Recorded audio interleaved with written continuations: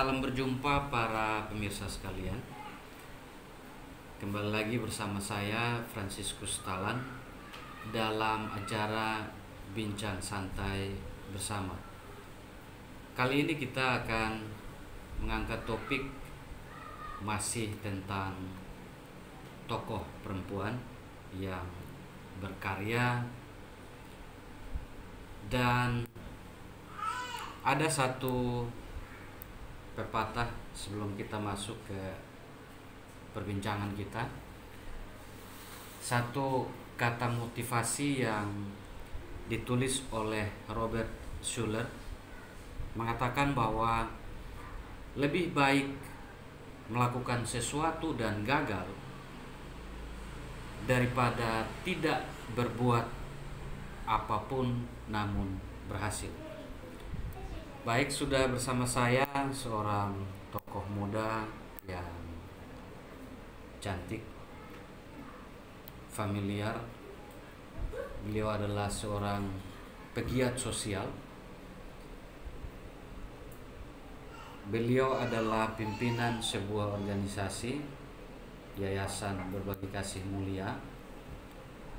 Dan kali ini kita ada di Kota Kupang, di rumah singgah yang beliau dirikan untuk menampung semua pasien yang menderita penyakit untuk dibantu dan dirawat, disembuhkan. Baik, kita langsung saja menyapa Ibu Erna. Salam berjumpa, terima kasih banyak sudah bersama kami di channel ini. Dan mungkin kita langsung saja, Ibu Erna, kita perkenalan dulu. Silahkan. Oke, selamat malam semuanya. Nama saya Erna Manafe, pendiri Yayasan Berbagi Kasih Mulia. Saya sebenarnya domisilinya di Soe, tapi karena saya bangun rumah singgah di Kupang. Sebenarnya rumah singgah ini bukan milik pribadi sih, kita masih sewa. Jadi saya warawiri dari Kupang ke Soe. Kalau ada pasien di Soe, saya pulang Soe, terus saya balik lagi ke Kupang untuk dampingi para pasien yang berobat di rumah sakit.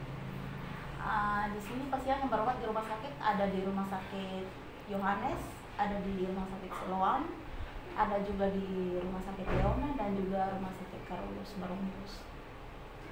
Oke, baik, Ibu Erna, kita akan bercerita sedikit untuk teman-teman kita di rumah yang menonton tentang perjalanan Ibu sendiri mendirikan sebuah yayasan, kemudian rumah singgah ini untuk aktivitas sosialnya. Nah, mungkin Ibu Erna bisa cerita sedikit soal perjalanan mendirikan yayasan ini, kemudian apa sih sebenarnya motivasi dari Ibu Erna untuk melakukan semua ini? Silakan. Oke, baik. Mungkin ceritanya sedikit panjang ya soal motivasinya aku.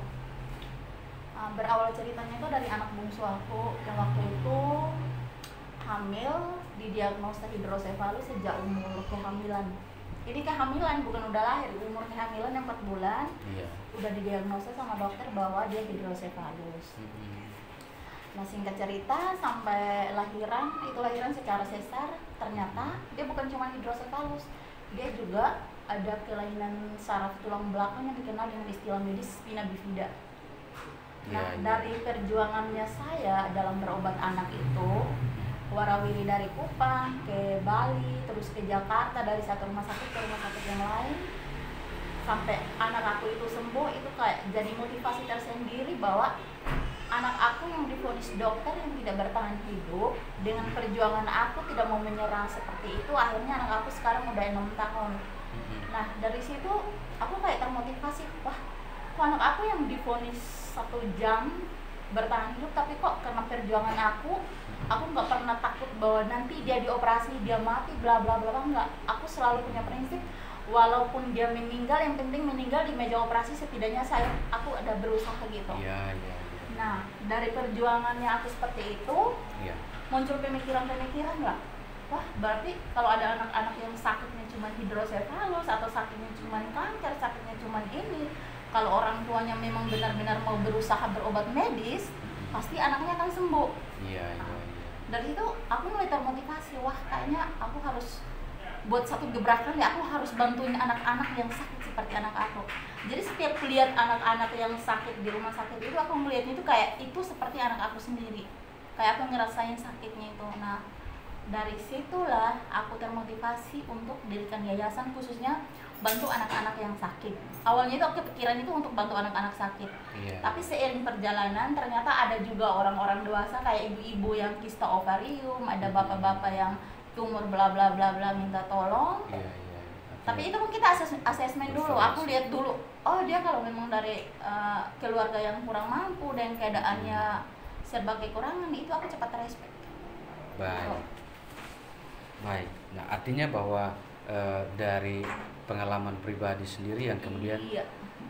menjadi motivasi Motivasi untuk bisa melakukan yang lebih lagi kepada banyak orang. Benar. Baik, luar biasa nih pemirsa. Dari pengalaman pribadi kemudian lahirlah passion tersendiri untuk bagaimana bisa menyentuh banyak orang dan bisa menolong mereka dari kondisi yang memang parah. Nah, Ibu Erna, yayasan ini, Yayasan Berbagi Kasih Mulia ini didirikan sejak tahun berapa nih, bisa cerita sedikit? Dan sekalian rumah singgahnya ini. Oke. Nah, Yayasan Berbagi Kasih Mulia ini saya dirikan sejak tahun 2021. Awalnya itu dari waktu badai Seroja, ya kan? Iya. Kebetulan waktu itu saya kenal sama Yayasan Kita Bisa. Iya. Sebelum Seroja kita udah diskusi, aku ngomong ke Yayasan Kita Bisa, Kak, kalau bisa dong buka cabang lagi ke NTT, soalnya ya kan banyak anak-anak yang sakit, banyak orang-orang yang mau dibilang hidupnya jauh dari kekurangan yang butuh penggalangan dana seperti ini, Kak. Iya. Nah, dari situ aku diskusi sama tim Kita Bisa juga kayak welcome gitu, oh kenal ya Kak, nanti kita kesana kok. Nah waktu itu kan masih corona kan, covid kan, jadi oke Kak, nanti kalau setelah covid kita kesana asesmen bla bla bla deh.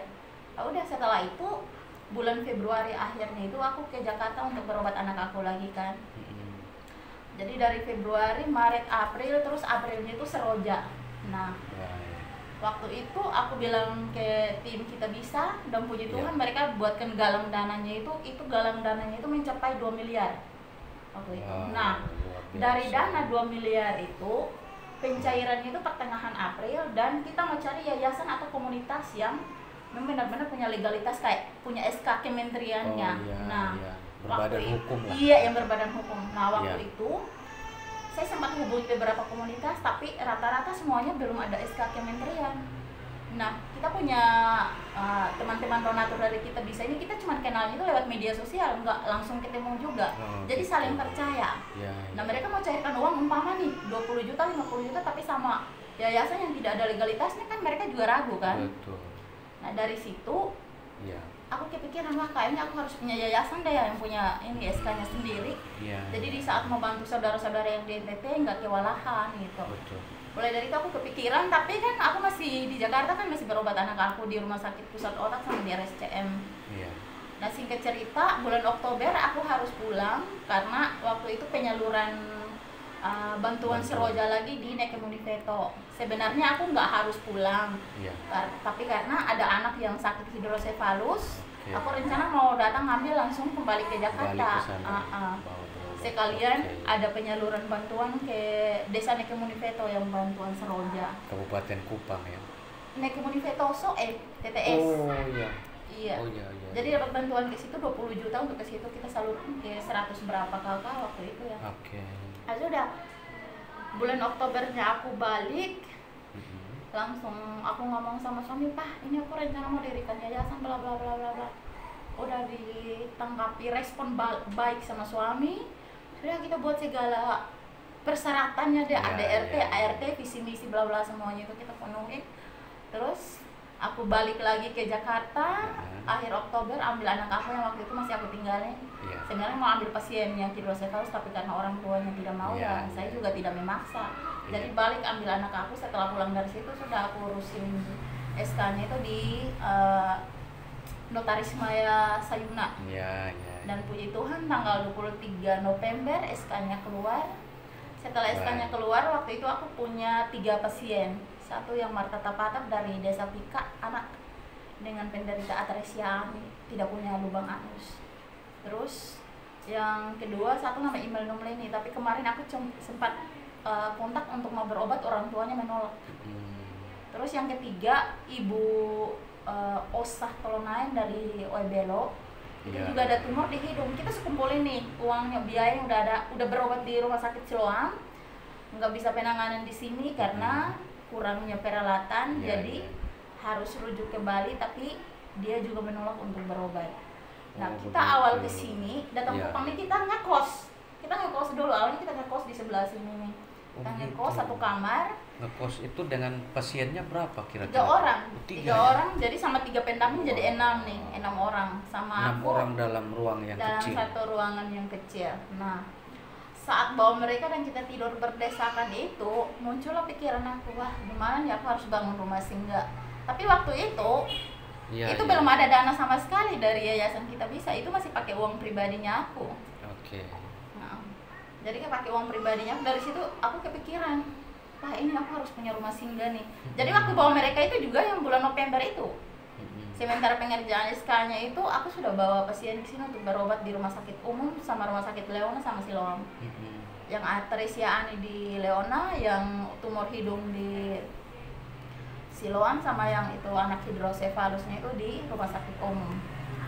Nah, dari berdesakan itulah muncul pemikiran bahwa aku harus punya rumah singgah. Dan puji Tuhan, walaupun dengan segala keterbatasan biaya, bulan Desember aku hubungi orang untuk cari rumah singgah. Kita dapat tuh di Oepura. Jadi awalnya kita di situ dulu di Oepura. Di Oepura. Jadi 2 bulan kita di Oepura. Ternyata selama 2 bulan itu makin banyak pasien yang kontak minta tolong, minta bantuan, bla bla bla.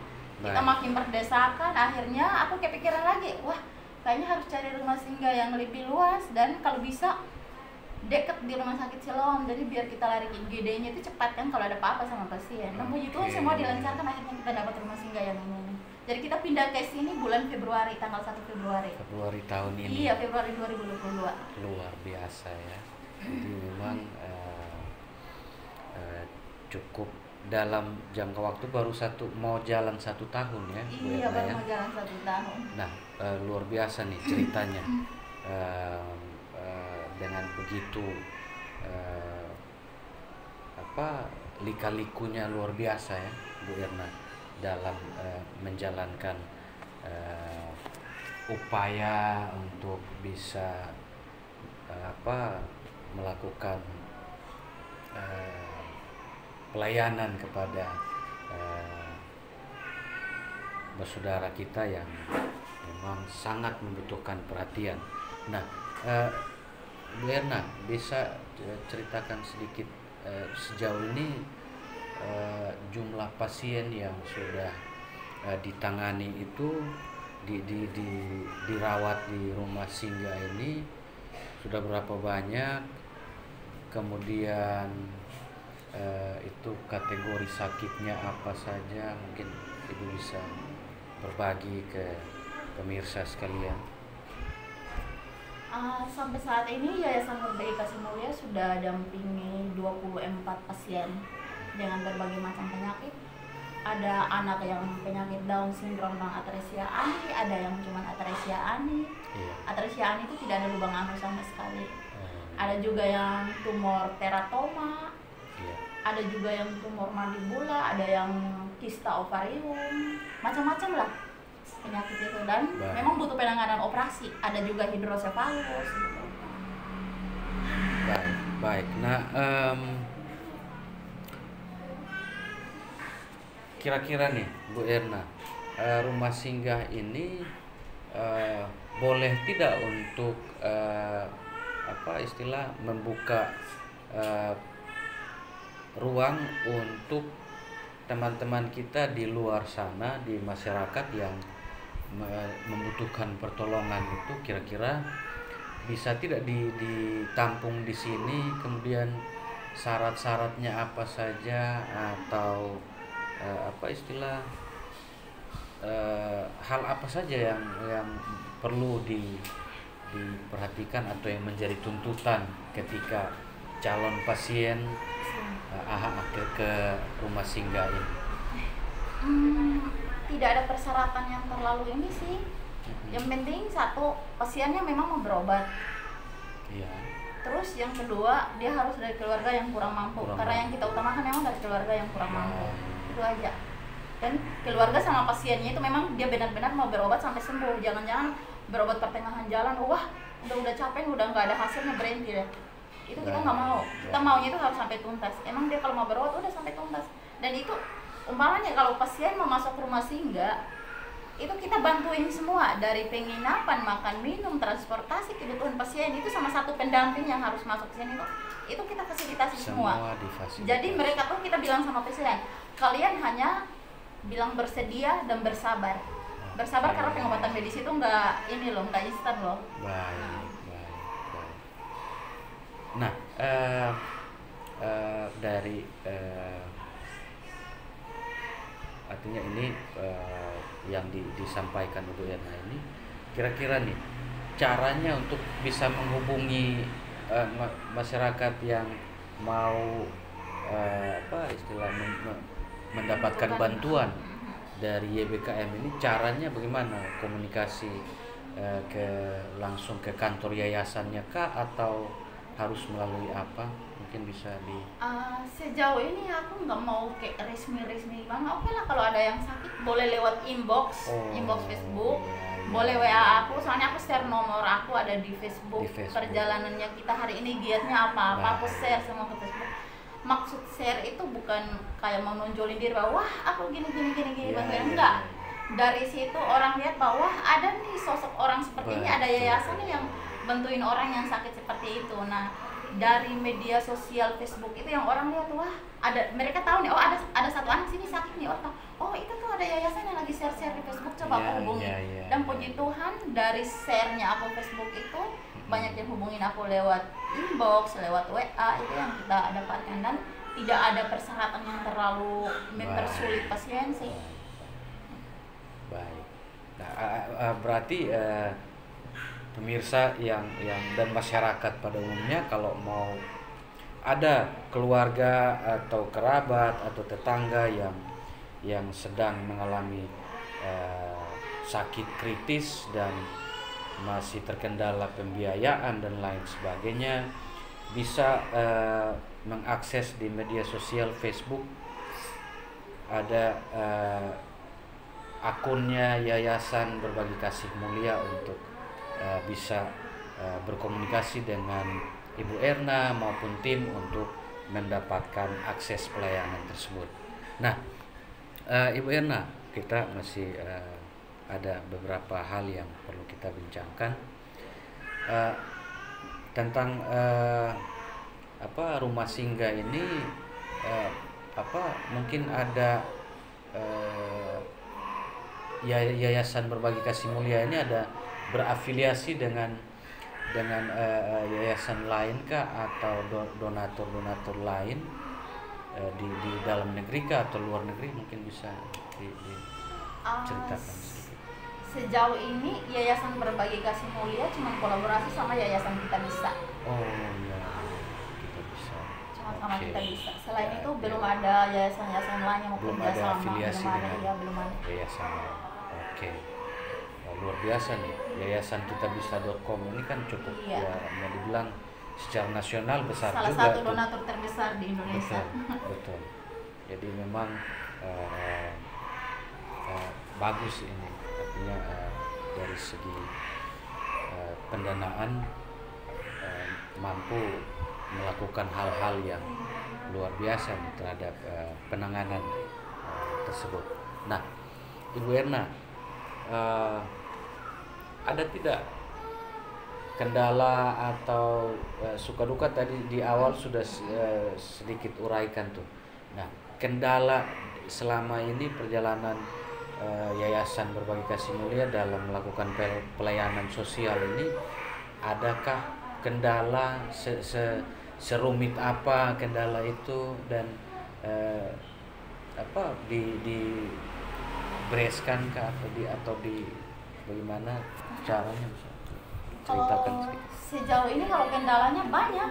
Banyak Contohnya, sekali. contohnya Oke. nih umpama dapat pasien si A dengan sakit tumor bla bla bla, tapi dia Iya. nggak punya BPJS, dia nggak Oh, punya iya. KTP, dia nggak punya kartu keluarga. Jadi kita harus ngurusin semua dari nol. Semua. Ngurusin dulu kartu keluarganya, Iya, ngurusin iya, dulu iya. KTP-nya, baru kita ajukan BPJS. Nah, awalnya itu kita ajukan BPJS dari Dinsos. Iya. Tapi dari Dinsos itu kan berbulan-bulan. Betul. Sedangkan pasien harus butuh penanganan segera. Secepat mungkin. Iya, dari situ aku kepikiran gimana nih biar pasien ini bisa dapat penanganan segera. Akhirnya aku buka rekening di Bank Mandiri khusus untuk bayar pasien-pasien yang nggak punya BPJS sama iya, sekali. iya, Jadi iya. aku urusin dulu BPJS Mandirinya, aku bayar pakai uang aku sendiri.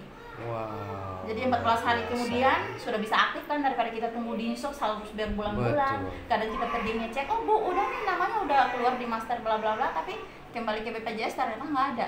Oh. Nah, itu kendala kita, salah satu dokumen identitas pasien. Iya. Ada juga yang mereka punya kartu keluarga, punya KTP, punya BPJS, tapi dari 3 identitas ini semacam kayak 3 orang.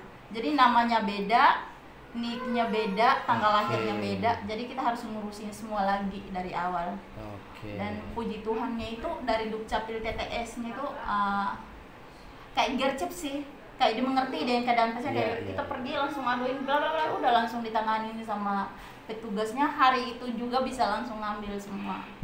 Dan BPJS juga begitu. Baik. Dan yang lebih parahnya lagi, umpama nih kita dapat informasi dari tetangga bahwa ada anak ini hidrosefalus, ada anak ini sakit tumor tiroid gitu. Kita udah nyampe ke situ, Kak, tahu kan jalan dari Kota Soe ke kampung-kampung. Betul. Medannya Jalannya luar udah biasa parah, itu. berasa Ya, kayak ya, lagi. Ya. Apa, Pokoknya ngeri dah. adventure. Ya. Biasa kalau aku ngomong ke teman-teman ini kayaknya by trip adventure, Iya, biasa iya, gitu. iya. Kita udah nyampe, udah kasih penjelasan, kita udah ngurusin rujukan dari puskesmas mau ke rumah sakit daerah. Ternyata sampai rumah sakit daerah mau rujuk ke Kupang, mereka menolak. Alasannya apa? Satu, alasan mereka banyak kerjaan. Jadi nggak ada yang bisa dampingin anaknya, saudaranya, begitu. Luar biasa. Ada juga yang kita Oke. udah bawa ke Kupang, udah berobat di rumah sakit Siloam atau rumah sakit Yohanes, terus Iya, iya. udah mau dekat operasi, kita kabarin keluarganya nggak ada respon sama sekali dari keluarga. Mereka diam Oke. aja. Jadi banyak suka dukanya sih. Tapi kita nikmatin aja. Aku sering ngomong sama teman-teman aku yang relawan, Kak Ina sama Kak Virgo, aku bilang anggap aja ini jadi tantangan buat kita. Betul. Soalnya segala macam hal yang baik itu tak selalu mulus, Mulus, kayak iya, jalan ada betul. tanjakan, ada turunan, ada kerikil, Betul ada lubang-lubang. Jadi udah kita nikmatin aja. Iya, iya. Baik. Nah, Ibu Erna, dari cerita tadi, ini tim kerjanya Ibu Erna ada berapa banyak nih kira-kira? Nah itu dia. Kalau kita untuk relawannya itu cuma 2 orang. Aku ketua. Terus relawan pendamping cuma 2 orang, Kak Ina Dua. sama Kak Virgo.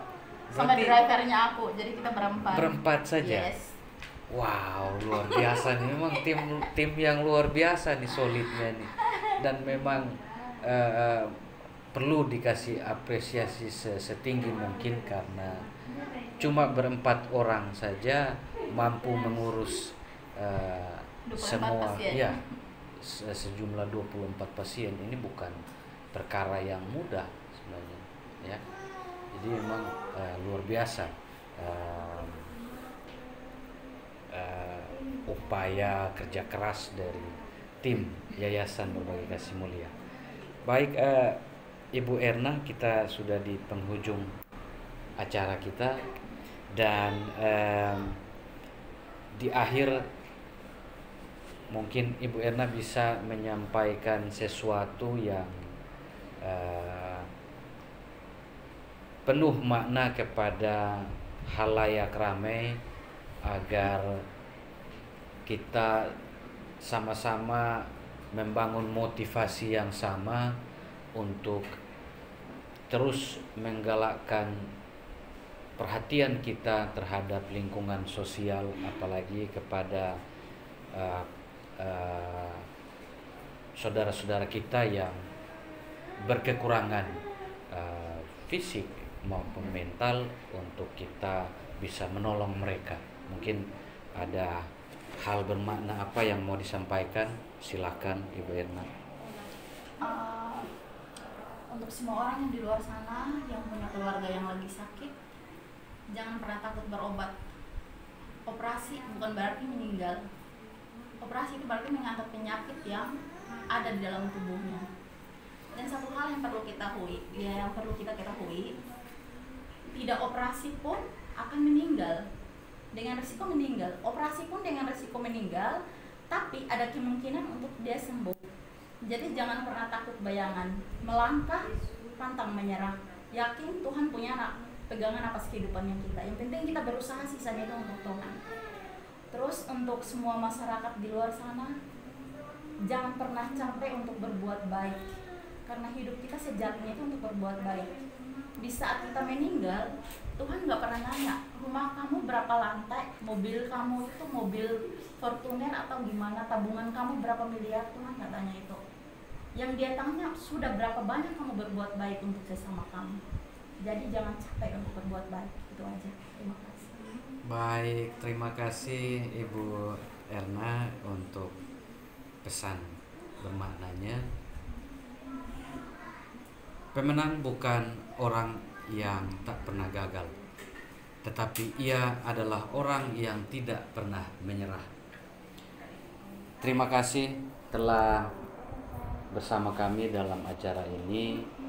Jangan lupa like, komen, dan subscribe, serta bagikan sebanyak mungkin video ini untuk mensupport kami agar kami menyajikan video-video terbaik selanjutnya. Bersama saya Franciscus Talan, sampai jumpa.